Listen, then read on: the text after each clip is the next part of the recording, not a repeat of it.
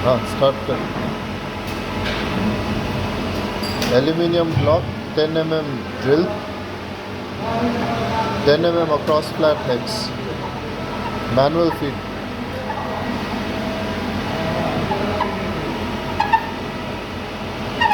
मेरे को भी डाउट है ये ऐसे कैसे है?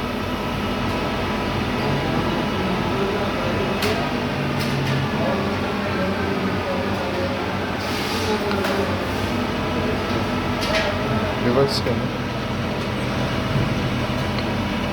So we made this on a end mill, carbide end mill. We made the hex. This is the center. The center is given a taper of, if you could see, around 1 degree. So, and this bush hole, it's center offset, approximately 1 center offset. So there is a certain wobbling which gives the rotary broach effect.